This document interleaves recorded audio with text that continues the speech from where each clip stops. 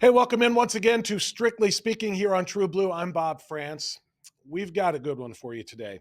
Since this program started airing on True Blue, we have come across a few different times the issue of rapid onset social contagion of gender dysphoria. And that's really what it has become. And I don't think it's really in dispute anymore. But the transitioning of young, easily influenced kids into, oftentimes being manipulated into a transition that helps to grow and expand a political agenda as much as it does anything for the kids. In fact, we've had two full shows on the topic featuring experts and activists, one of them being Zachary Elliott and the other being Billboard Chris Elston. So we have spent a little bit of time diving into this.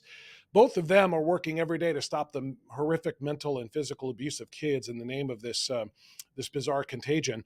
But today we're going deeper into it than we've ever gone before because our guest is one of the foremost authorities on it. How and why? Because she has been a part of it. Chloe Cole transitioned. She decided she did not want to be a female when she was about 12 years old, 13 years old, decided she wanted to start the process of transitioning into a male. It wasn't very long after she had a radical surgery that she realized this was a giant mistake.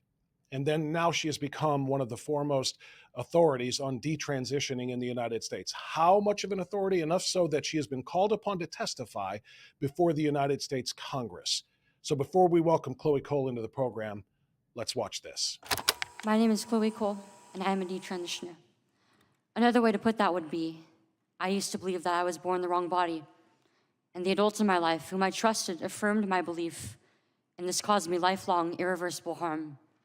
I speak to you today as a victim of one of the biggest medical scandals in the history of the United States of America. I speak to you in the hope that you will have the courage to bring the scandal to an end and ensure that other vulnerable teenagers, children, and young adults don't go through what I went through. At the age of 12, I began to experience what my medical team would later diagnose as gender dysphoria. I was well into an early puberty, and I was very uncomfortable with the changes that were happening to my body.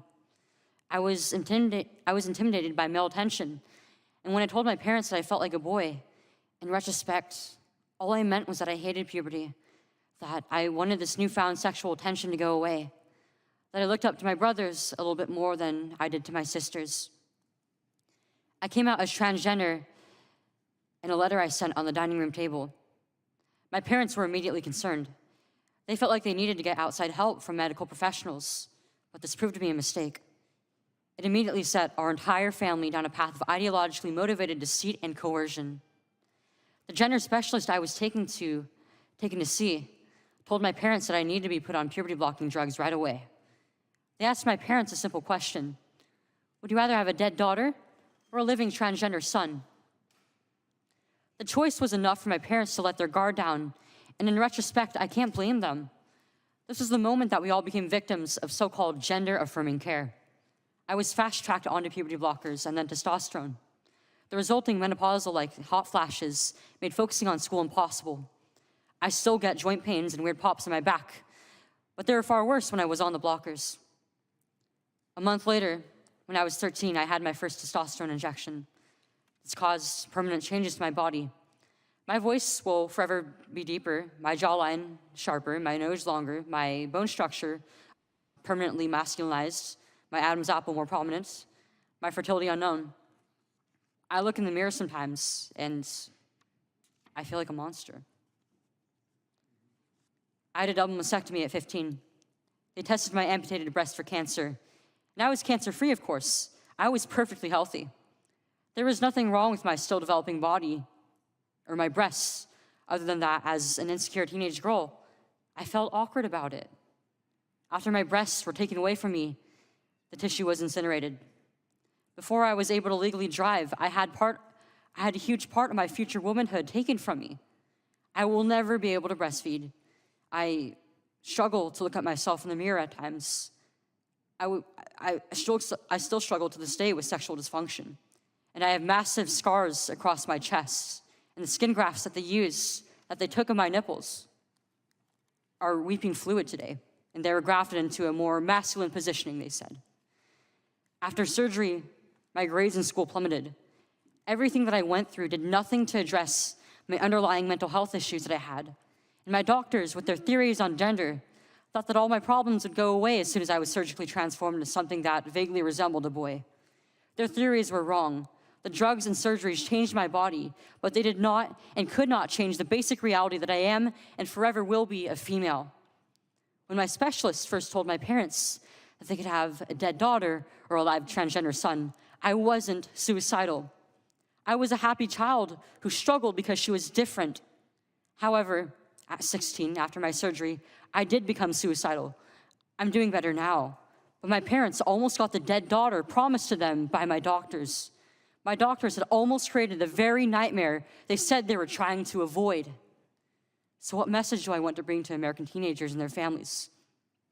I didn't need to be lied to. I needed compassion. I needed to be loved. I needed to be given therapy to help me work through my issues, not affirm to my delusion that by transforming into a boy, it would solve all my problems. We need to stop telling 12-year-olds that they were born wrong, that they are right to reject their own bodies and feel uncomfortable with their own skin. We need to stop telling children that puberty is an option, that they can choose what kind of puberty they will go through, just so they can choose what clothes to wear or what music to listen to. Puberty is a rite of passage to adulthood, not a disease to be mitigated. Today, I should be at home with my family celebrating my 19th birthday, and instead I'm making a desperate plea to my elected representatives. Learn the lessons from other medical scandals like the opioid crisis, to recognize that doctors are human too, and sometimes they are wrong. My childhood was ruined along with thousands of detransitioners that I know through our networks. This needs to stop. You alone can stop it. Enough children have already been victimized by this barbaric pseudoscience. Please let me be your final warning.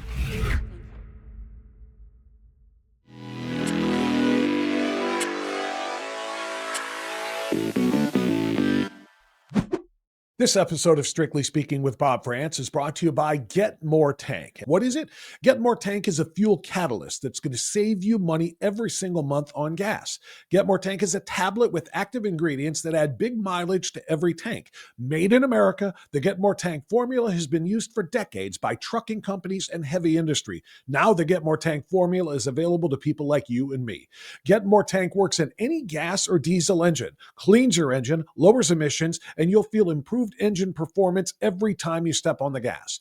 Get More Tank works for cars, trucks, boats, motorcycles, four-wheelers, mowers and blowers, contractors, electricians, plumbers, painters, lawn service companies. Get More Tank is going to save you money and extend the life of your engines.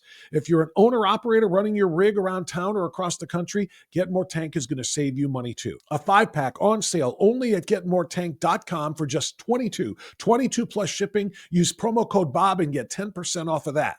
Save your money and get better engine performance at getmoretank.com. That's getmoretank.com. Well, there it is. Chloe Cole, it was a very emotional day for you, I know, and all of the different legislatures you have testified in telling your story. So I just wanted to give those who are not terribly familiar with what you're doing and what you have done to let them see that. So thank you very much for joining us today on Strictly Speaking. How have you been? Thank you for having me. I've been doing pretty good. I've been very, very busy. This has been the focus of my life for, I'd say, about like the past 3 years even. Since So you I've been detransitioned? doing since I've since about a year out Okay, because you're 19 from now, right? detransitioning. Yeah, I'm 19. I'm turning 20 this year. And we're going to get into the chronology of what has happened to you in a little while here, but I believe you started the detransitioning process at 16? Yeah, I was 16. Okay, so for the last 3 years, this has been your life. Let me ask you this, it's going out of order here a little bit. Is this your life going forward? Do you think there will ever be a time when you are just Chloe Cole, the 30-year-old woman who just is living her life, working her job, or do you think you'll always be an activist about this issue? Um, I mean, this is not forever. I don't want this to be my life forever because this is something that I want to end. I don't want what happened to me to happen ever again to any family, to any child. That is my focus. That is why I'm doing the work that I'm doing. And, once this is over, I'm really not entirely sure what I want to do. I know that I want to become a mother. I don't know if I want to go into school or college. I'm honestly not impressed with the state of a lot of colleges and universities right now. Um, but I'm an artist at heart. I love doing like illustration. I want to get into music. I'm trying to get my singing voice back, and I might do something with that with my career in the future. Well, having seen you in person as you gave an extraordinary speech at the in Cleveland here where I am right now, you've got a future in broadcasting, you've got a future in public presentation, you got a future in pretty much anything that you want. And I'm blown away at how poised and how incredibly comfortable you are in front of cameras and microphones and things like that. And I asked you privately after you spoke at the event that I saw you at if you had been doing that kind of thing before all of this, and you said no, absolutely not. This was a foreign thing to you, but yet you take to it so naturally. It's really funny because you know, I'm I'm just out of high school, and when I was going to public school, I was actually a really shy kid. And in my last year of school, I didn't even have like any friends, so I just like spent a lot of my time just being kind of a total shut-in, like playing video games, not really doing much. Um, I never really thought I would be doing any sort of like public speaking or broadcasting or anything like that. Um, I just, I don't know, I felt called to do what I'm doing, and I mean through doing it, it really helped to develop a lot of my social skills, and I don't really have like a fear of going out like I used to anymore. Yeah. Well, you know what? That's what makes this so incredible. And I don't want to get too terribly over the top religious or theological with you on this, but I know that you have become a Christian and you are very, very much putting yourself in God's hands. You believe that God kind of helped rescue you from the mistakes and the things that you went into, but which is kind of why I'm thinking maybe this is part of the plan.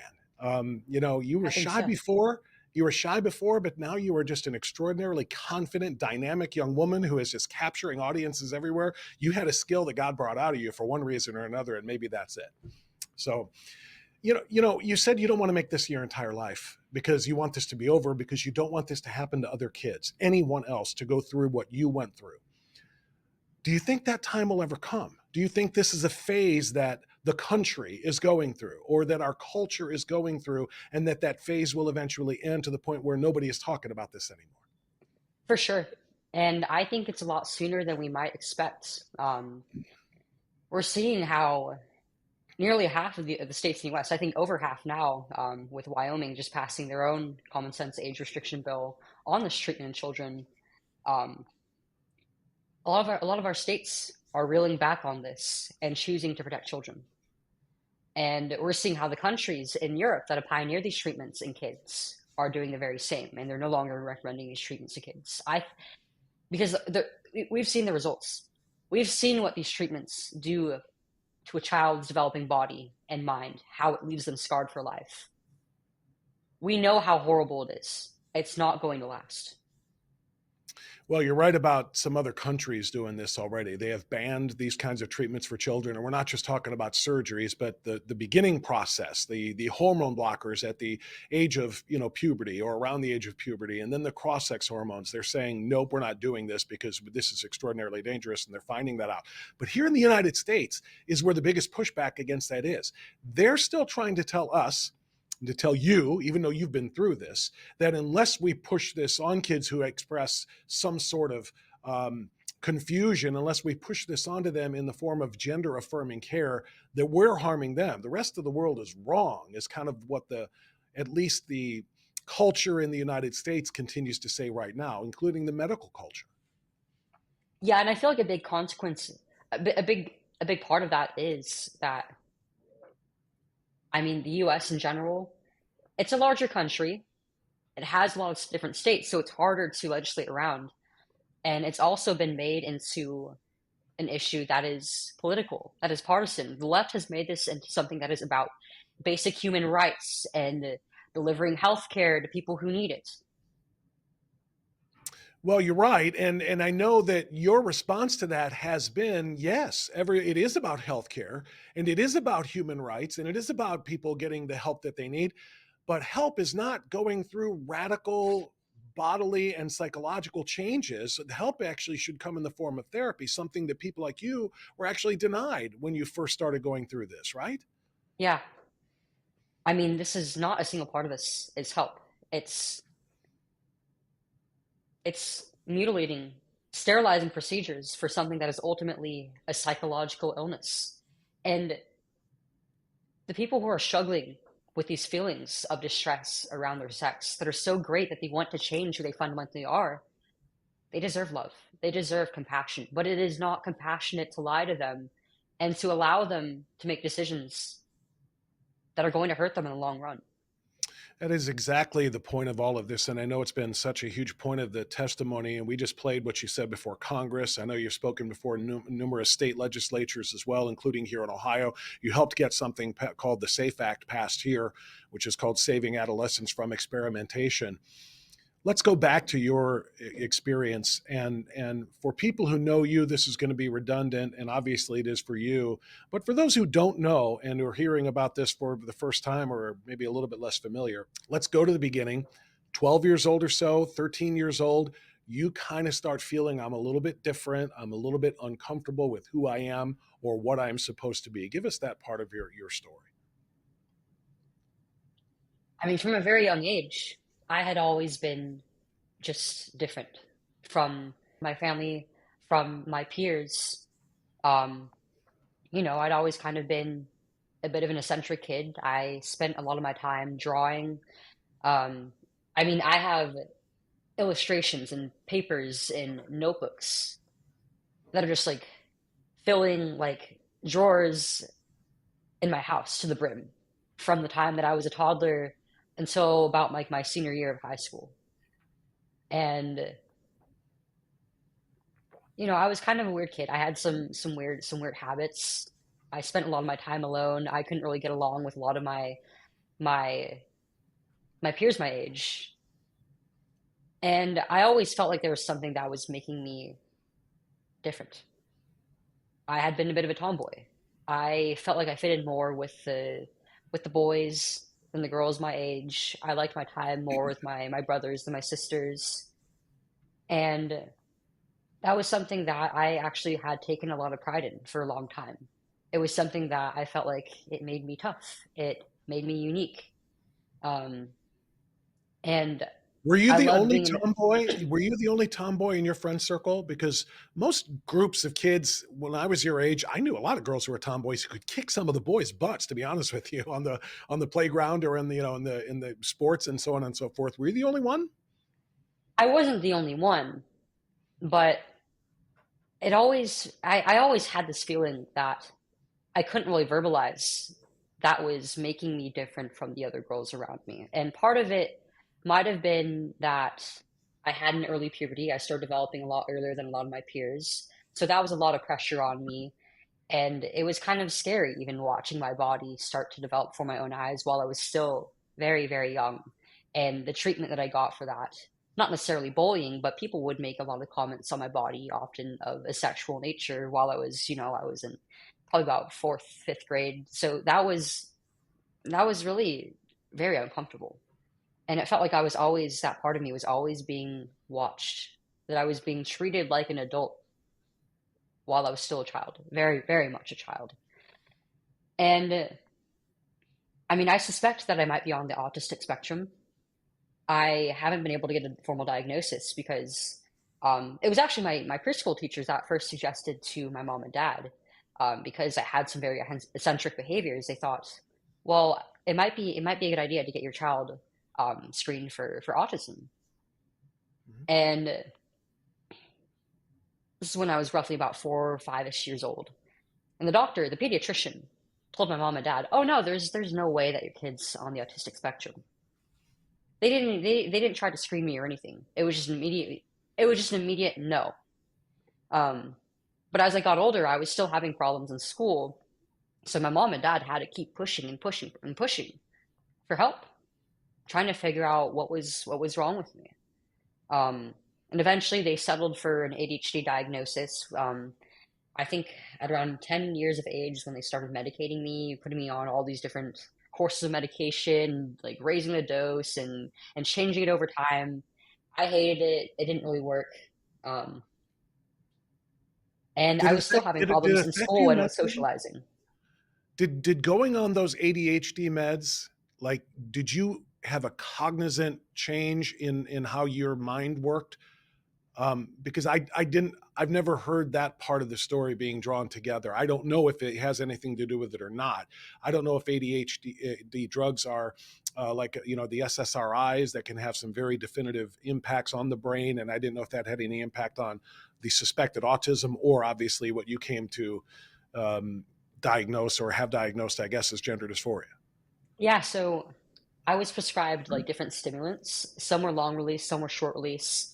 All of them made me feel horrible. They weren't fun to be on. Like it would the way it would affect me was, I mean, it would make me dissociate from my surroundings almost. And I could get so focused on a task, whatever it was.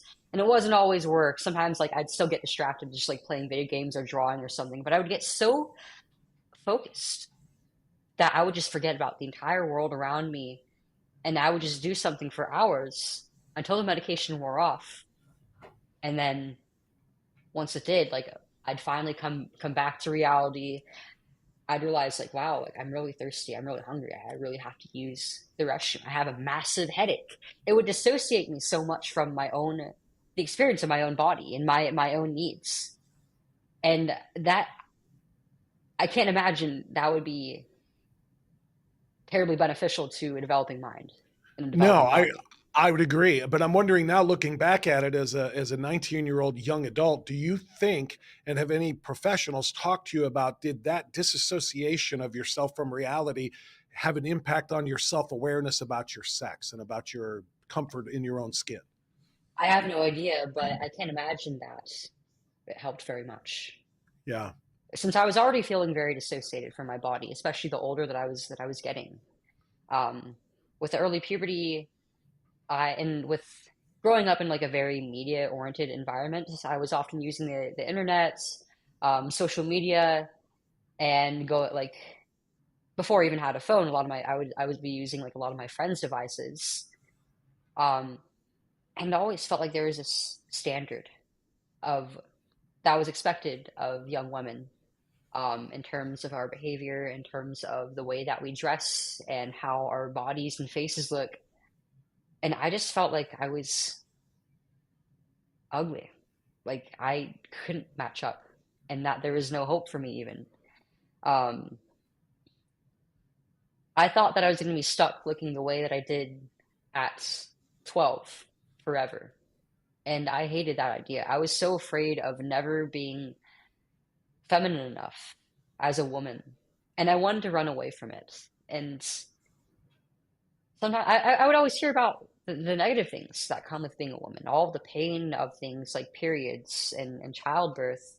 It was always talked about in such a scary way, and nobody had to really emphasize that maybe it's all a beautiful gift.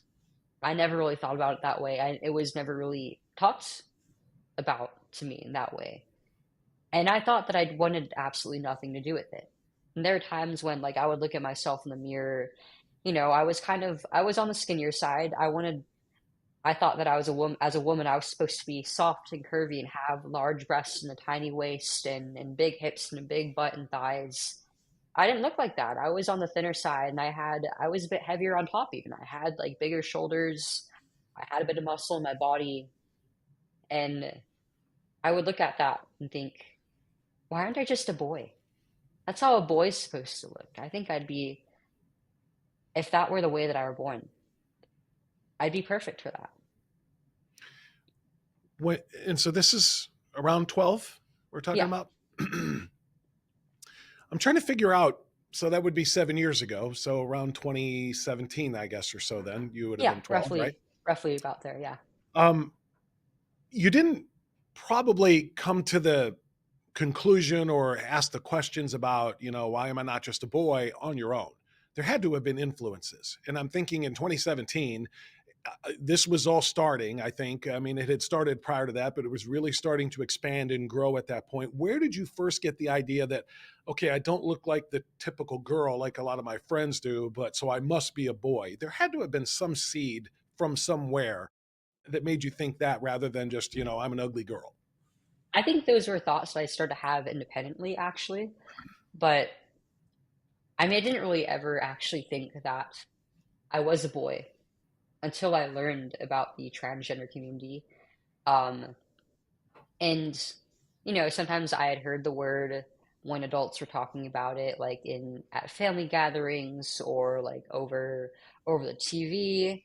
And I'd watched a few videos about it, but I never really felt like it had any personal connection to it. And so until I discovered the community around it, on platforms like Instagram and Tumblr, where it was huge. Um, and my segue into that was through like communities around my own interests at the time, like video games, anime, manga, cartoons, Mhm. digital illustration. There were a lot of people within these communities and fan bases around media that I liked who identified as a part of the LGBT.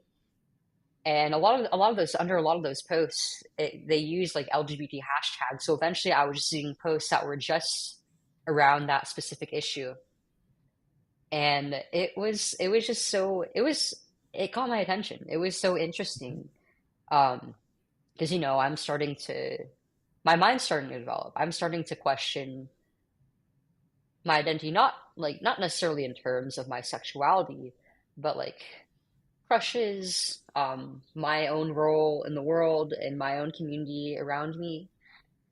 And there is such a focus on identity and self-discovery. And these people would talk about their own personal experiences. Many of them had come from homes where they were abused or neglected, or they didn't really feel like they just had much positive attention. Many of them were bullied. Many of them didn't really have any friends, and they seemed to find that place of comfort and identity and friendship in this community with other LGBT, especially trans identified individuals. Mhm. Um, and just hearing them talk about their experiences, it felt very similar to mine as a girl. I came from a very healthy family. Both my mom and dad were in the picture, but all my older siblings were quite a bit older than me, and they all had moved out while I was still in elementary school, and I felt very lonely. And even at school, like I struggled to find friends, especially after moving schools in fifth grade. Um, it was very difficult for me, and I had always been wanting to feel like there was a place where I could confide in, where I feel like I could have forever friends, where I feel like I could just be myself and express that. And I just felt so drawn to these people. And I wasn't even directly interacting with these people for a very long time. And these are It was strangers, just right? These are strangers you met on the total, internet in some of these yeah, boards. total strangers. And I wasn't even meeting them. I wasn't talking to them or anything. It was just, I was observing them and watching their posts and their transformations over time. Mhm. And it was like watching a butterfly come out of the chrysalis. And it was that feeling of acceptance, of self-acceptance even, of being able to trailblaze your own path was something that I yearned for. And so naturally over time I started to question like maybe the reason why I feel so drawn to this is because this is me. So, Chloe, there came a point as you're going through all of this self-discovery and finding comfort in the presence of strangers who are going through certain things, and you felt like maybe that's me too. There came a point where you decided, I'm going to come out to my mom and dad and say, I want you to call me by a boy's name now. I want you to. You took the Leo out of Chloe and made Leo, and which is clever, by the way. And you said, call me Leo and call me with male pronouns and this sort of thing. And I want to talk about the impact that that had on your parents, because you are very, very concerned and very compassionate about what this is doing to parents all over the country who have kids like you who are confused and what they're being told by the doctors, the therapists, whoever it is about your situation. So tell us what your parents were told. And then we're going to tie that into one of your comments and your moments in your congressional testimony. Yeah, when I told my mom and dad that it hit them pretty hard. It's hard to expect to hear those words coming out of the mouth of your own daughter or son. They didn't expect it at all. They knew that I was a tomboy, but they never knew that I felt this way until I told them about it. And I mean, of course, they hated the idea of losing their daughter. They didn't show that to me, of course, because they wanted to help me feel comfortable and they didn't want to make me feel guilty for feeling this way. But it was very difficult for them, and they did their best to accommodate me and call me by my preferred name and as their son, as a boy instead of a daughter, instead of a girl. But they didn't know what to do for me for a while. So they turned to they started doing research online, trying to figure out what was best for me. And pretty much every single thing was pointing them in the direction of affirmation. And they discovered that our healthcare provider at the time, Kaiser Permanente, was actually considered the top choice in the state of California to help care for kids like me who are struggling through this. And they thought that transgender healthcare, right, would mean psychological treatment. They knew that this was an entirely psychological thing for me, Right. and that I need support that they didn't really feel empowered to give me. They wanted help. They wanted me to get therapy. And they thought that that was all it would be. That I would just be allowed to be a kid in the meanwhile. I would just be allowed to grow up. There would be no intervention. I wouldn't be medicalized. I would just be allowed to express myself, to explore within boundaries as children do. And that I would be allowed to make a decision when I was an adult around what I want to do with myself. But we weren't given that chance as a family. I, my mom and dad were not allowed to participate in these therapy sessions with me. They weren't allowed in the room with me. They weren't allowed to obstruct my privacy. I was having these conversations alone with my therapists, with my psychologists, and my mom and dad had no idea what was actually being talked about. They became more and more concerned because I was getting worse as I was going into my eighth grade year. You know, I didn't really have any friends. Um, and I felt very awkward as I was moving, as I was socially transitioning.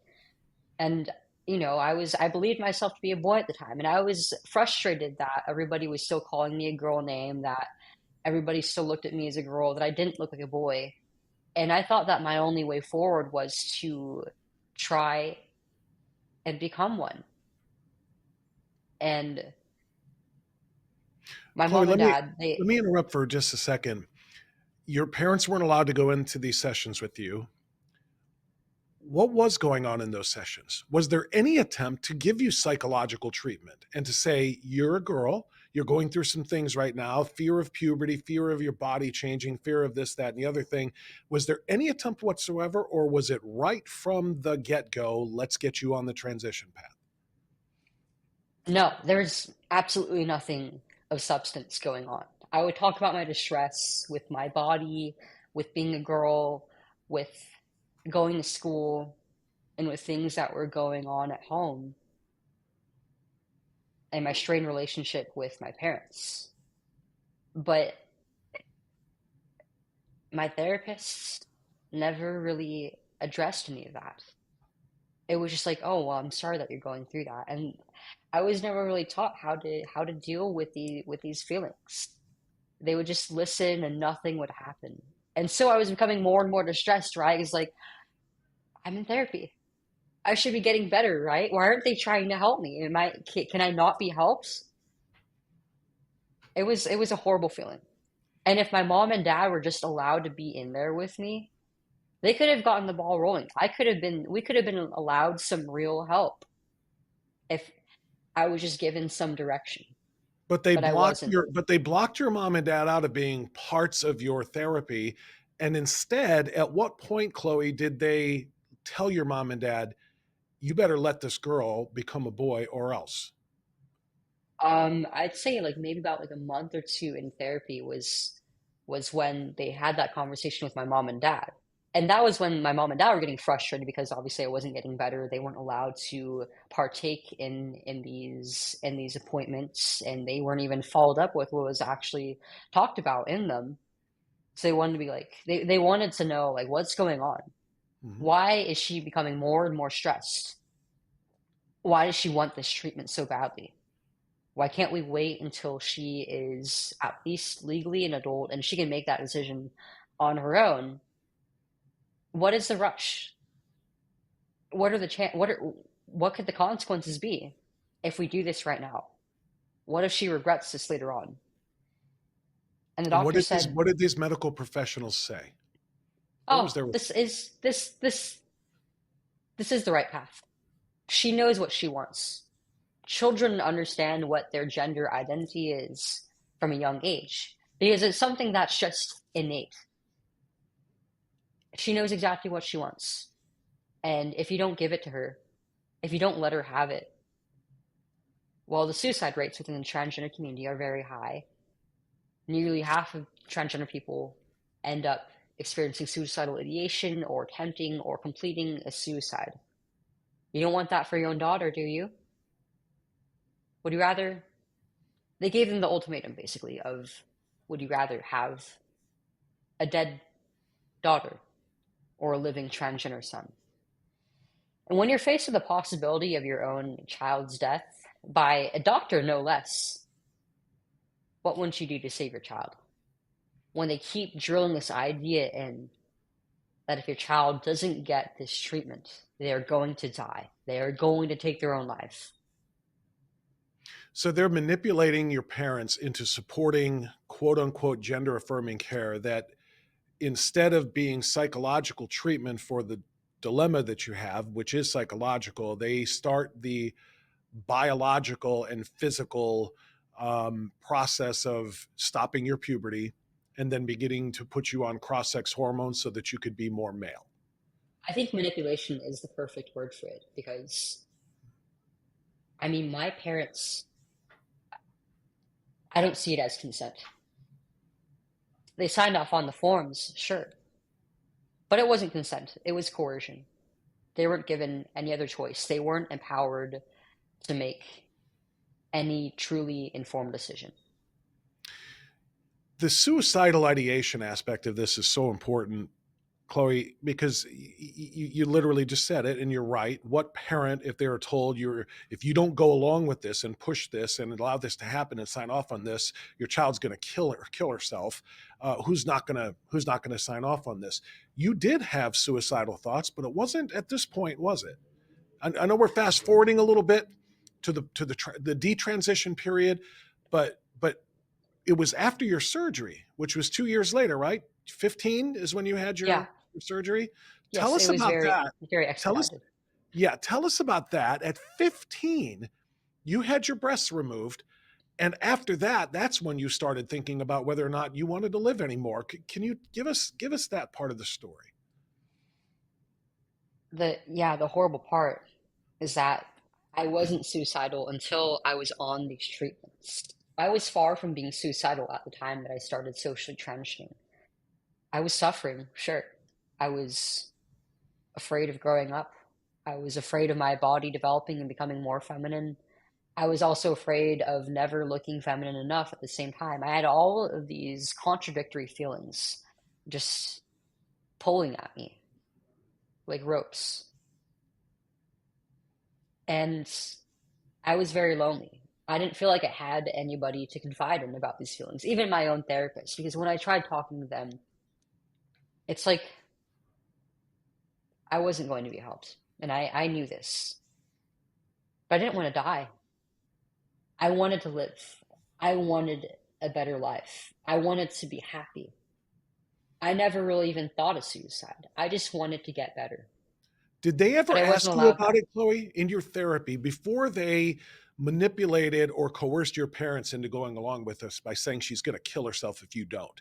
Did they actually discuss it with you? Did they ask you if you had any thoughts of self-harm or taking your own life, or did they just use that as a kind of a go-to on how they get parents to go along? I can't recall if they did, but if they did, I would have told them no. Like I'm in a lot of stress, sure. And if they planted that idea in my mind, I can't imagine it would go well for me either. I had no idea that they told my mom and dad that, but I also can't imagine like if I heard that, if I was in the room with them during that appointment, that I probably would have developed suicidal feelings. At what point did And you learn that they said that to your parents? Was this after you told them you wanted to detransition? Is that when they yeah, said, this is it was actually after I started doing my advocacy work that I talked to my mom and dad about these appointments in the process of going through it, that I learned that they said that to me. And I had no idea. I had never even talked about that with my mom and dad as a possibility. I didn't think of that when I was going into it. But I started to become suicidal, and intensely so, after probably about a year of being on the testosterone and the puberty blockers. And I just kept getting worse and worse psychologically the further that I went into my transition. Even as, we were told that this was a treatment that would make me happy, that I would become my real self as a man, being being able to pass as the opposite sex in terms of my appearance and to be treated that way was going to make me happy. And I thought that it did for a while. I was excited about all the changes that came socially and to my body and my appearance. Eventually, the honeymoon period went away though, and I was back at my baseline, and I was doing horribly. Even it was a very all these changes actually were very difficult for me to adjust to, and I became more and more dissociated from my body because I was living a lie every day. I was wearing a mask. I was taking shots every week. I was putting on this device called a binder to make it look like I didn't have breasts. And I knew, even subconsciously, that this was just a front, that nobody knew the real me. And I didn't even want anybody to know the real me. I was terrified of that because, I was still a girl, but I was going into the male restroom and locker room facilities. I knew that I was potentially putting myself in danger. It's a lot of distress for a child to be living in. And eventually I got caught up with the wrong people. I started abusing substances. And I feel like the testosterone played a part in that because, I before when I was in middle school, I was frankly disgusted by the idea of doing such a thing. But now that I was on this powerful drug, I felt like I was more suggestible. I felt like I was more prone to doing dangerous things just in general, and my impulse control was a lot harder while I was taking it. Um, and it really just screwed me up. Eventually, I my grades started failing. I stopped going to school even at certain points in my high school career. And I was being preyed upon sexually by adult men on the internet because I felt lonely. And once the affirmation of being trans went away, and as I was dealing with the distress of the feelings that the hormones brought on, I looked for that in a new avenue. And I thought that I wasn't deserving love, but I wanted to find that attention somehow. And everything in my life, it just felt like it was falling apart. And so even as I was clearly failing in my studies, in literally every single part of my life, I was withdrawing socially. I was still allowed to go through with surgery. And this was the summer after my sophomore year. This was like in the middle of quarantine, even, that I was allowed to go through what was basically an elective surgery to remove perfectly healthy body parts. And of course, I felt horrible afterward. The regret came just within a few months afterward. And I thought I was trapped in it forever. I thought, well, I just lost my breast. I'm never going to look like a girl again. I'm never going to sound like a girl again. This is it. I'm still trans, right? Even if I regret it, right? Because there's no going back. And I felt like I was just I was stuck in this cycle. And I didn't think I was going to make it to adulthood. I thought I was going to end my life. when you started feeling regret, just a month or so after you had the surgery, did any of that manifest itself in anger toward your parents, anger toward your doctors? what did you let me do? What is, I mean, my breasts are gone. I've got these scars. I think you described your chest as looking like a battlefield. It just with all kinds of things. Did any of that, did you get angry at any point, whether it be then or even after deciding I've got to reverse this, I've got to try to stop this, I can't keep up like this, at the adults in your life who did not stand up for the fact that you were a child and didn't know what in the world you were doing? Um, I mean, for a while, I didn't even know that it was regret. I thought it was just like a part of the surgery process, and that I was going to get better and become happy and heal and being able to be my real self as the guy that I always was, right? It didn't work like that. And subconsciously, like I knew it wasn't going to work like that, but I just kept trying to go further and further into my transition. But yes, I was very angry at the adults in my life, and I didn't even know why. I had no idea. I was just such an angry and depressed person all the time. This transformed me. Every single part of it transformed me into somebody unrecognizable. And even talking with my family, and especially like my older brothers and siblings who were watching me during this time, it was like I wasn't me anymore, and they were scared that I wasn't ever going to come back. But it wasn't until about like nearly about a year later, um, after I had taken a class in psychology, and learned about a little more in depth about how children develop, how they're raised, and the beauty that comes with that, and with motherhood, and with bringing life into the world, that I was like, if I go any further into this, I'm going to miss out on this entire part of my adulthood, of the rest of my life, could be ripped away from me before I even have it. And I hated that thought. It brought me a lot of grief. I broke down crying so many times just thinking about the loss of my breasts and not being able to breastfeed and potentially not being able to conceive or carry a child to term or birth. Just that thought destroyed me. I was only 16 and I'd already been through so much, and I was so scared that I might never have an adulthood, that my womanhood was ripped away from me forever before I learned to even value it. And that was when I realized I regret every single part of my transition. None of this should have happened. And I need to stop before I destroy myself entirely. And for a You while know, after that, I still had a lot of resentment for the adults around me, um, particularly towards doctors.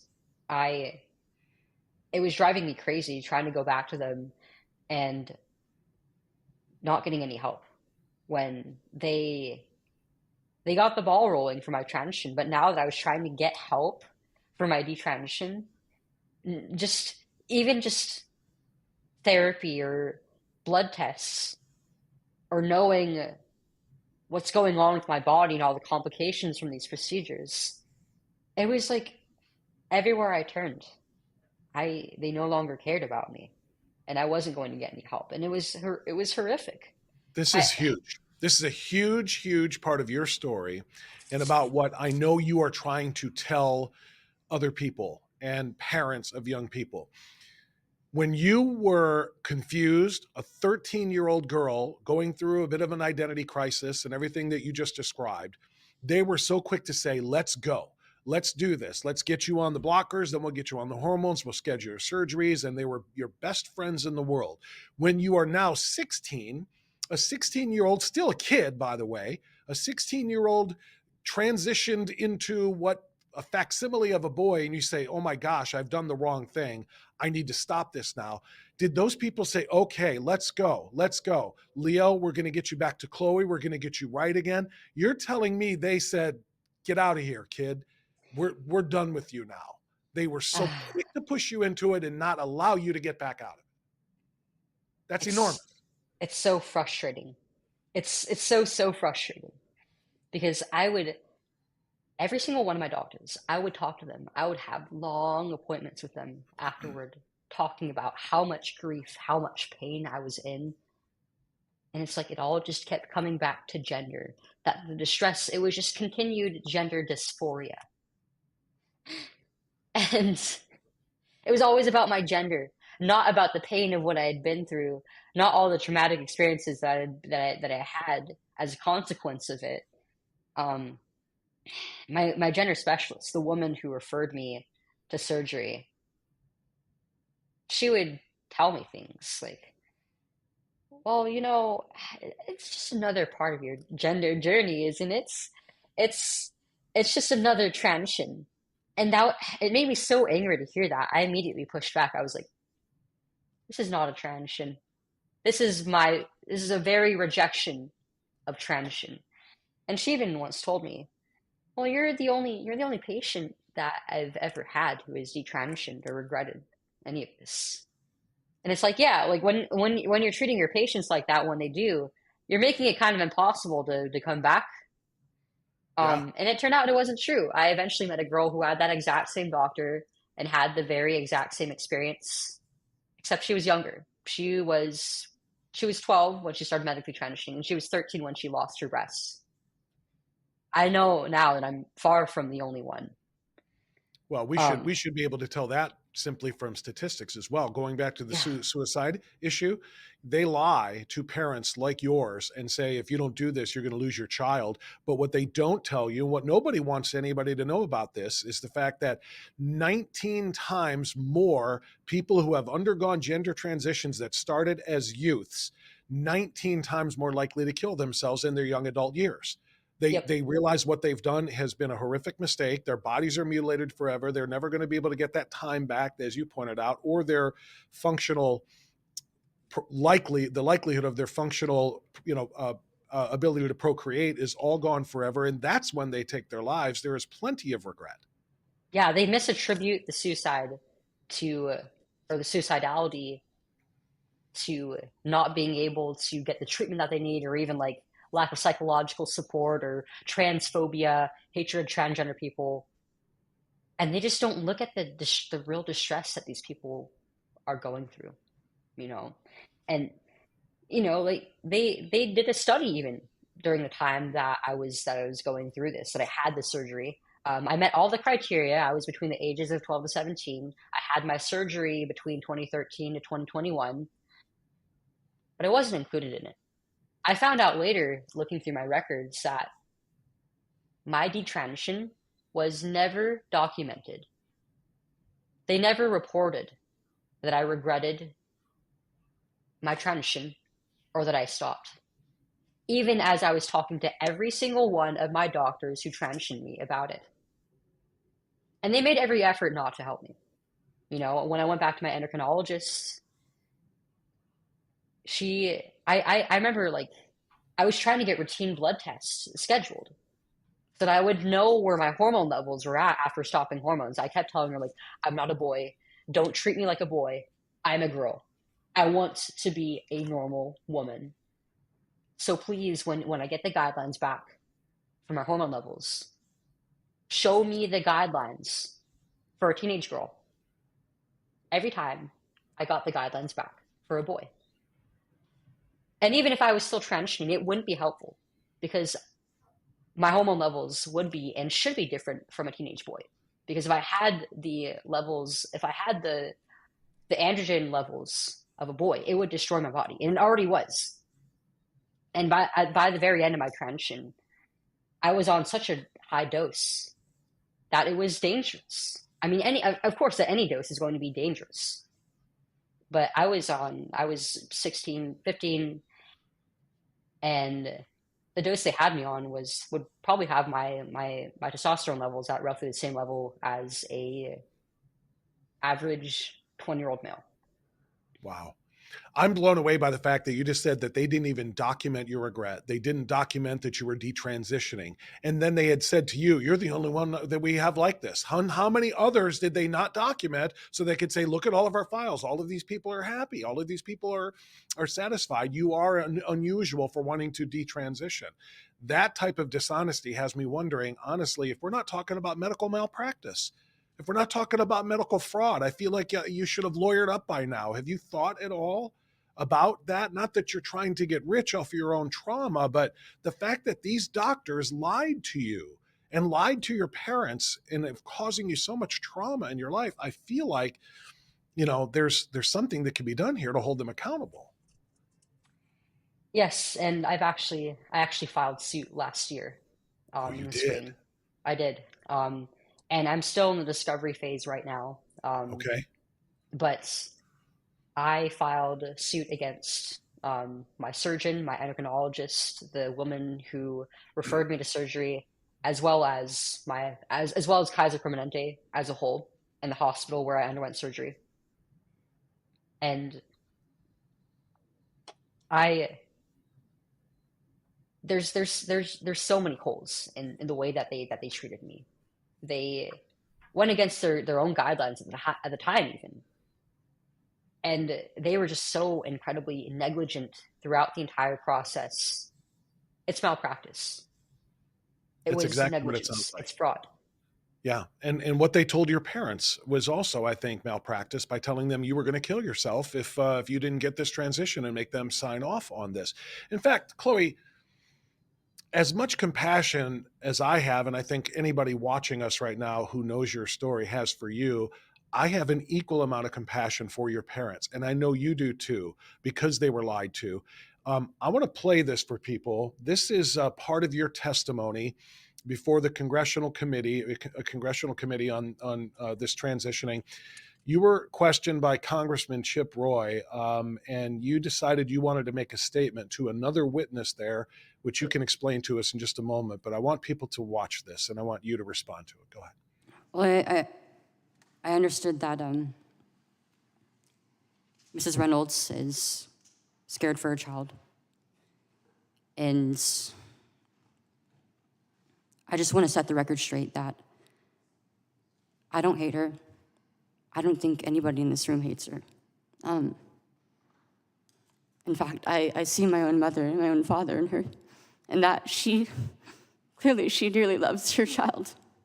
And she's doing the best with what she's been given. And unfortunately, it's not much. And for that, I'm sorry.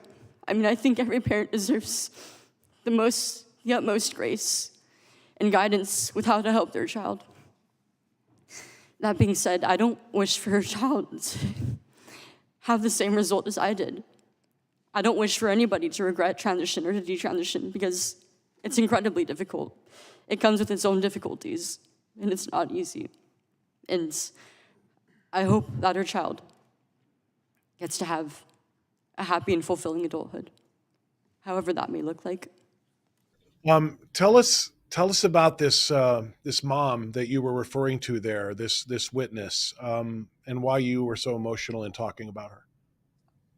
Yeah, there was a mother who was speaking in opposition on the other side about she was the mother of a trans identified child, I think, who was already being medicalized.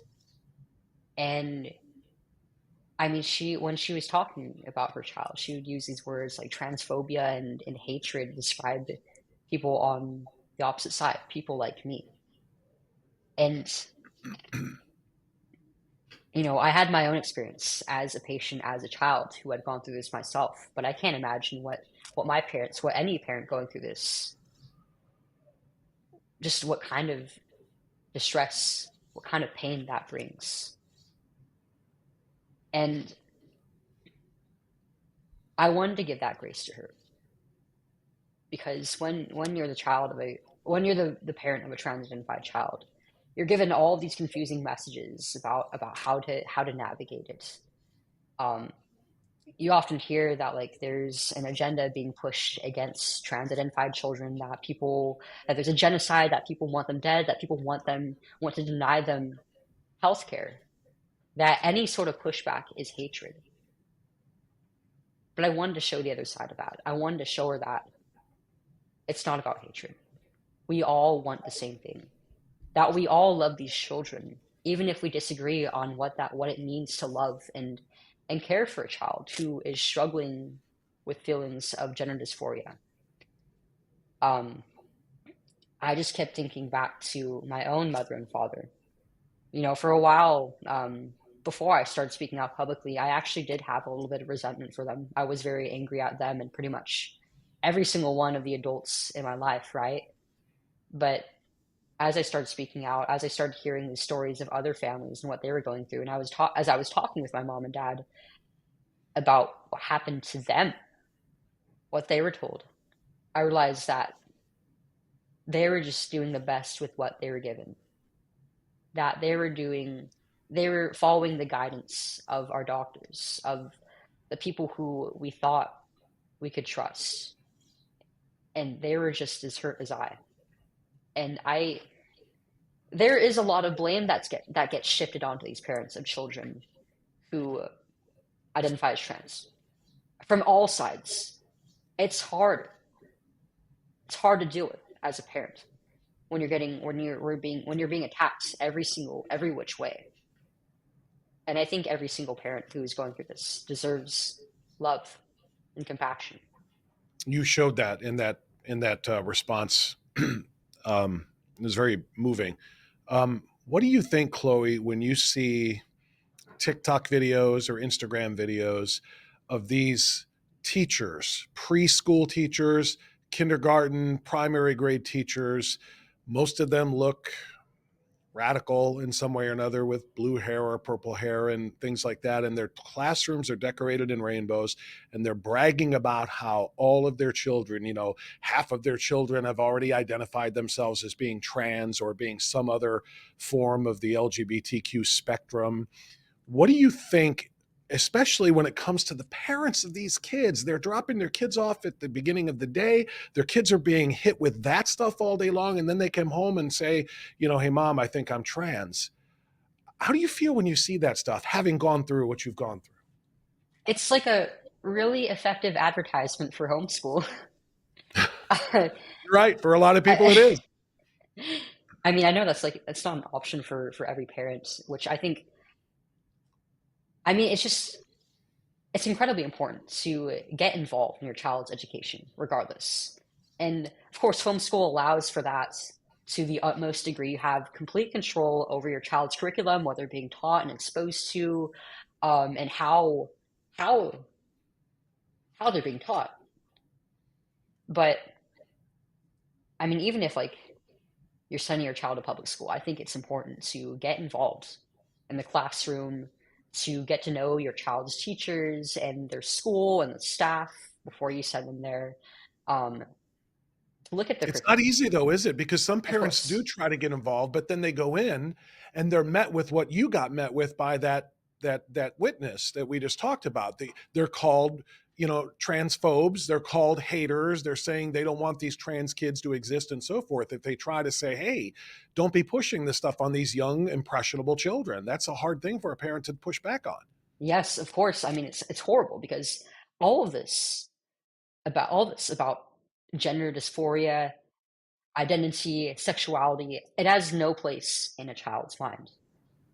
It's directly interfering with a child's innocence. It's not developmentally appropriate. And it's a lot of social pressure for parents um, to be afraid of like what your child is going to be exposed to by going to school. Mhm. But I think it's an inevitability in the age that we're in right now that your child is going to be exposed to it at some point, whether it be through their peer groups or through the internet, through even like communities around like video games, or of course from the other adults in their life who think that they can get between you and them. You're going to have the conversation with your child at some point, of course, in age appropriate increments, but to empower them, to give them that identity, to give them um, that ability to discern between what is fantasy and reality. Um, Chloe, there's two primary, I feel like anyway, there's two primary places where kids are influenced by this kind of thing right now. One of them is in school when they're essentially a captive audience for 6 7 hours a day with teachers that may have these radical agendas. The other, of course, is the internet. You talked about this, like when your parents, when you first said to your parents, I think I'm a boy, call me Leo, blah, blah, they did their research online, but all that was available online is affirm, affirm, affirm. Tell them, yes, we're with you. Let's do this. There's nowhere for a parent to go when they know that their kids are being influenced in such ways. If they go online to look for ways to deal with this, everywhere every result in every Google search or search engine they find is going to be like, yes, you have to affirm your child's new identity. And you're 19, you don't have all the answers. I don't expect you to, but what could you say to a parent, again, just given the experiences you've gone through, when they're looking for help? They're looking for ways to say, I don't want my kid to go through this, but I also don't want to be a monster here. Where can they find help? Yeah, of course, like at the time that my mom and dad were going through this with me, it was 2017, and there weren't stories like mine out there yet. So there were people like me who were speaking about the other side of things. They had no idea what the reality of this actually would be. And of course, now there's a lot more resources on all sides of this issue, on the reality of what really happens. So parents now are a lot more empowered, but there still is a lot of social and legal pressure, even in some states, in some jurisdictions, on parents to basically give their child what they want. The best resource, I think, is you. It's your own judgment and instincts. You are the adult. You know reality. You know your child best, and you know what is best for them. You know that your child is not actually of the opposite sex, but you also know, you can see that your child is in very real distress. So trust your own instincts and do not ever give in to the idea that your child actually is of the opposite sex or whatever they identify as, because by doing that, you're giving credibility to this idea in their mind that the way that they were made was wrong. And no child, no man or woman for that matter, deserves to feel that way. You closed your speech that I attended in Cleveland by saying, no child is ever born in the wrong body. You firmly believe that? Absolutely. I don't think anybody is born wrong, whether they're male or female, whether they're healthy or sickly. I think everybody is made the way that they are for a purpose, and every single one of us has a gift. Every single one.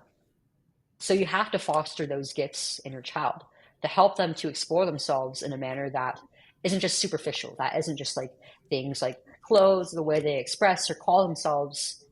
It should be through their hobbies, their skills, and what they give to the family, to their community.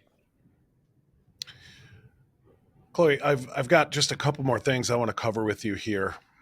And again, I want to thank you for sharing your story all over the country and all over the world, because it's extraordinarily important right now.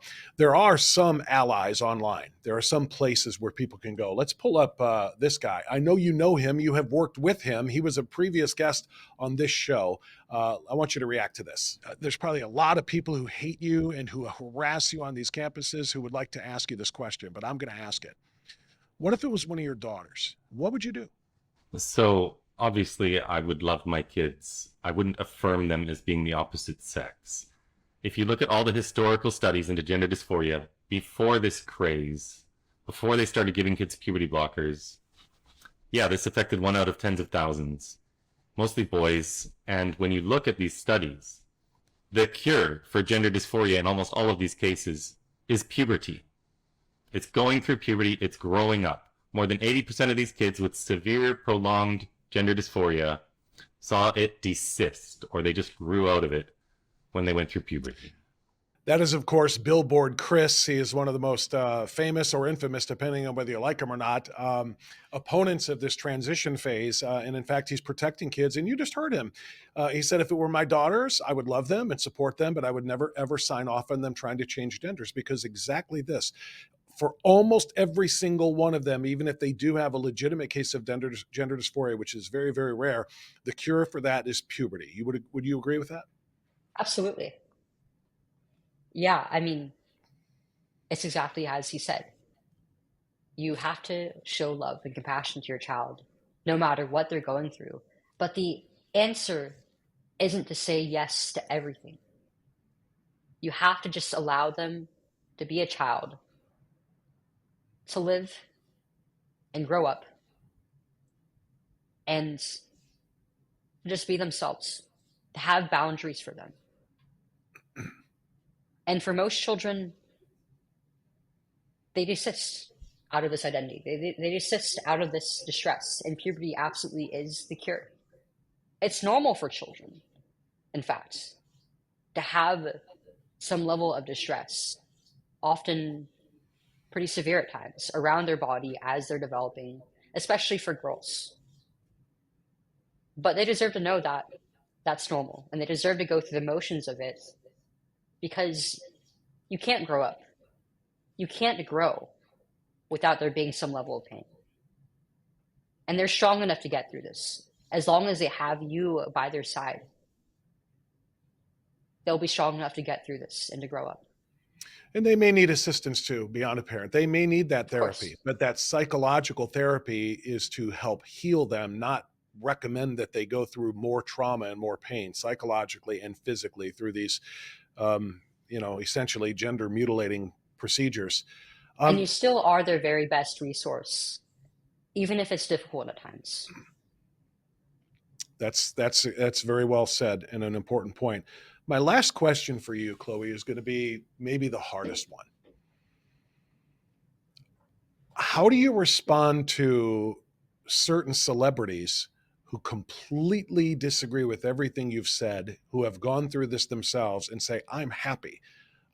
This was the right thing. This is the right thing for many of us. Somebody like Ellen Page, who now goes by the name of Elliot Page, one of the more famous individuals. Some people refuse to acknowledge the quote unquote transition. Some people have said this is, still completely wrong. This person is still completely confused. Are there some people, and I don't know if you know Ellen Page / Elliot Page at all, I because you're do. both in this, you do. Okay. Because you're both in the same Well, situation. not like where personally, of course, but I have you know seen. of her. Gotcha. Yes. Okay.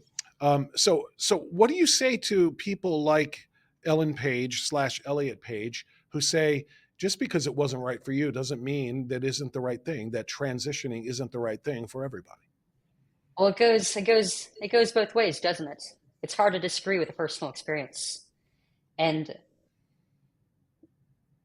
I mean, somebody like Ellen Page, you look at this person, you look at their mannerisms, you look at their history, the experiences in life. They're clearly very unhappy people. People who are just being encouraged to slap a band-aid on very real distress and not address it. I personally, I'm of the opinion that transition isn't really the right way to go about gender dysphoria. It's dangerous, it's destructive to the body, no matter how you look at it. There always is going to be some level of complications from any of the procedures. Not a single part of it is safe or guaranteed to treat your gender dysphoria. And it is going to take years off your life, because the body is just not meant to sustain huge doses of cross-sex hormones and all of these pharmaceuticals over sustained periods of time, over decades. That being said, I have met some people who are further into adulthood, who are relatively satisfied with their transition, and I mean, they went through like a lengthy screening process before going through any of this, and they're fairly stable people. They're satisfied with the results, but Safe to say it most of doesn't these make it. people made their decisions as adults, though, right? Yeah, Because it's the, yeah, but a lot I of these know that's people at the are in core. severe distress that often stems from childhood sexual abuse or family trauma that is not being addressed by this. And I find that the most stark difference is not only in terms of like age when somebody transitions, but by how lengthy the process is of like the consultations, of psychological evaluation and screening. That being said, I don't think anybody is transgender. I don't believe in real gender dysphoria. It's all psychological distress. And these people need compassion, real compassion and care. That isn't just giving in to their every whim. Chloe, you mentioned that people who go through this lose years off of their lives. You did this, but reversed. Well, you stopped the shots and stopped the hormones as quickly as you could to quote transition back. Are you? Do you know what kind of a long term effect this is going to have on your life? I have no idea. Um, I really don't know. I'd say I'm very hopeful. You know, I'm actually. It sounds crazy, but I'm one of the luckier cases because for most people, it takes about 7 years to a decade to really determine like whether they like when the regret starts to set in and whether they want to stop. And for a lot of people, it's already very, very late. I wouldn't say it's too late because it's never too late to return back to reality. But of course, some things are more irreversible than others. There are many who come out completely sterilized, who are unable to have children, who have no sexual function anymore as adults. And it's there's people who have died from the complications. Yeah. I I don't I'm fairly healthy. I'm a lot healthier than I used to be while I was on these treatments, but I don't know what the picture of my life or of my health is going to look like in the next 5 years and the coming decades after that. I don't know how I'm going to age if I'm at risk of developing certain cancers or dementia or anything like that. I really have no idea, and it's horrifying. Yeah, and I apologize for even asking you to think ahead like that, but I think it is important to talk about the fact that people who engage in these kinds of treatments, if you will, including the hormones and then the surgeries and so forth, they do have ramifications long lasting. Hopefully, by the grace of God, as you said, you are one of the lucky ones, and and it was a relatively short period of time that you did this, and it won't have that kind of an impact on you. Um, Chloe, last thing, I guess, and I know I said that before, but this will be the last one. I just want you to close with a message to any kid who may see this or the parent of any kid who's a young Chloe Cole, an 11-year-old or a 12-year-old who's just really uncomfortable with their body. They're about to go through puberty. You went through it early. This isn't for me. I don't think I'm this person. And I'm not sure. And we haven't talked about it much in the reverse too. The young boys who have maybe some effeminate traits and mannerisms, which are absolutely perfectly fine. That does not mean you are a female because you may have some feminine personality traits. We are talking about personality traits, but what is your enduring message to young kids who find themselves confused and overwhelmed by different forces telling them you got to go and find the real you, and that means transitioning into something else? There is no such thing as being born in the wrong body because the way that you're made, whether you're male or female, whether you're healthy or you're sick, every single thing that you have is a gift. Whether you are more feminine as a boy or more masculine as a girl or somewhere in between, these are all things that make you unique, things that you should celebrate. It's innocent, it's beautiful, and you don't have to change your body or who you fundamentally are in order to become happy with yourself. And the road to happiness and to growing up always involves some level of pain and often a lot of it. And that's okay. You have to learn how to become comfortable with the uncomfortable if you want to truly become happy. Chloe, you're an amazing person. You really are. I told you this in person when I met you, and I'll say it again now for this audience. You went through a very difficult and traumatic thing. You made some decisions you regretted. You tried to repair those the best you could. You are now on your way back. You could keep your head down and just be a little bit quiet. I don't need anybody to know what I've done and who I am. I made my own mistakes and I'm back now. And instead, you are out there as public a figure as you can be to try to warn other kids about this, and parents as well. I think that is just straight up heroic. Your courage is beyond my comprehension, and I wish you the very best. And I hope what you said at the beginning of our conversation is true, that you don't have to do this for the rest of your life, because this weird phase that this country and this culture is in right now will end sooner rather than later, and kids will get back to being kids, and normalcy will restore itself. God willing, that will be the case. But until that day comes, I'm glad you're out there fighting so hard to try to stop other people from these mistakes. And thank you so sir. much. Thank you so much. And it was a pleasure being here. All right, that is going to do it for today's Strictly Speaking. Chloe Cole's an amazing person. You need to follow her on the social media accounts you see on the screen. Support her in any way, in every way that you can, because this issue is just too important. Thanks for watching Strictly Speaking. We'll see you next time.